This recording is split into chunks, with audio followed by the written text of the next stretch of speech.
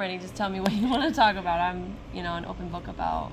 All right, so we're here with Everything. the owner, Kim of Big Hearts ABA here in, was it Newington or New Britain? Newington, okay. Yeah. And I would just love to hear a little bit about your story, your passion, what drove you to do this, and give some tips to parents out there looking for support for their kids.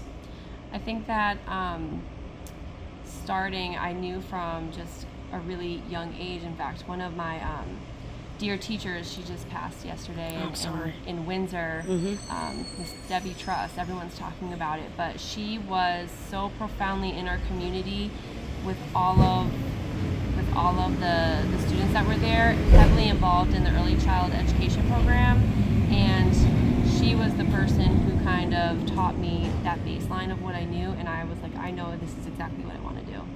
I wanted to work one-on-one with kids because you truly need that devoted attention and that thoughtfulness, and you need to learn each kid and try to figure out how you can give them the best of what's available to them, right?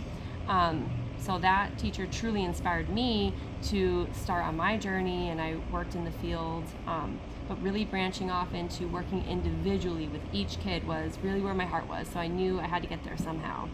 And in a roundabout way, I really got there. I was kind of detoured and ended up in the same place that I kind of had hoped to be, so it worked out perfectly, right, when you go and look back at everything. Yeah. But truly, the field and any parent who has a child with special needs, the kind of the process that they go through in understanding and truly accepting their child with everything that they are and all of the things that that they feel is valuable to them, that's what I want to bring forth for parents, right? If you have a child who plays by lining things up on the floor, we look at that as play as educators, right? We're like, that's play and that's what they like, and it gives them passion, it gives them sense of security and all these things. But from a lens that isn't familiar with that and hasn't really spent a lot of time understanding a lot of these things, they want to change it, right? People from the outside, like schools, they want to change it to make sure that they are able to play the way other kids play, right? But what's truly important about this field is to hone in on what brings them their joy, what brings them their happiness. You need to see their eyes light up. And once you truly find out what that is, then you can teach so many things. And then you can give them opportunities, like all kids, opportunities to connect with others, because you know what they love and you're honoring what they love. Yep. Right? I mean, I'm going on tangents, I'm sure. No, it's great.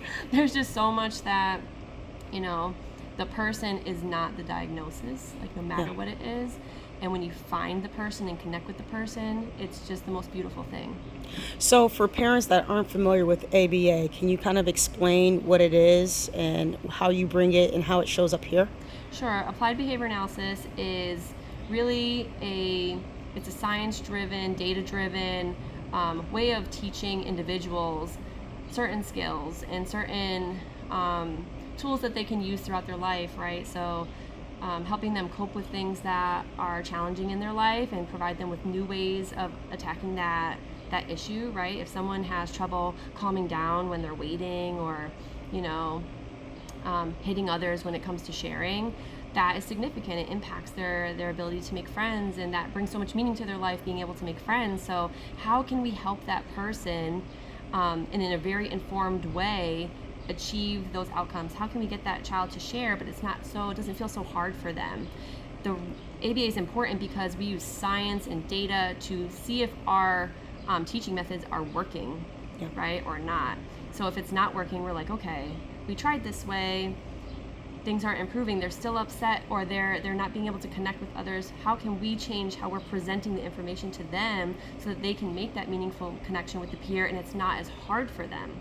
That's really the point of ABA, is to make things as achievable and accessible to these kids that may not have been laid out for them previously. That's how I kind of describe ABA. And here specifically, we focus on compassionate ABA, right? So really focusing on what that child enjoys and bringing that to the forefront and connecting them with other kids that enjoy that, right? So we recently had a Hot Wheels car show night because we have some kids that love cars, right? And having such a passion can limit the other things that they want to explore. So let's not focus on that. Let's bring everyone who loves cars together. And it was the best night ever. It was perfect because everyone was loving cars. We had all these tracks probably filling up this entire square. We had trophies, and they all got to build their little car show designs. And to see that they didn't need to be different. They didn't need to be different. They could be exactly who they were, what they liked, and it was the greatest place to be at because everyone was there celebrating the same thing, right? So it's not necessarily about us teaching kids how to be different. It's how to give them tools to access other people and enjoy those relationships, but also it's about making sure other people know that create a space where they can be who they are and love the things they love, and they don't have to just do everything everyone else is doing. Yeah. So my son is in public school, and how do I go about introducing some of the ideas and philosophies of an ABA to a public school? That's a great question. It is. It all comes down to relationships, I think. And I think for parents, it can be hard because that relationship has to be built over time. But you know what is usually built before that is your community relationships. So for instance, if you're in birth to 3, which I'm in Connecticut, that's what we call it, right? Early intervention. That relationship starts then. And your team should be advocating and already have relationships with the public school. Mm-hmm. Because then that trust is built and then those ideas can come through. The public school wants to make life easier, you would think, for the most part once that transition happens, so they want to take all those ideas. So I would say if you're in early intervention and you're the parent, having as many like even just a one pager that says like this is what goes well, mm-hmm. and these are the things that work right now, right? If you don't want these challenging behaviors, this is everything that is working for us. And the people that are around you, your team, your early childhood, your early intervention teams, they should over time be having, as you come and go through the system of early intervention and public school, their relationship should stand that whole time, where they already know each other, they're already comfortable and trust each other, and it's really that relationship on top of the parent relationship where you push the ideas. I don't know if that makes sense. That is awesome. That is awesome. Thank you so much. Do you have anything else you want to share?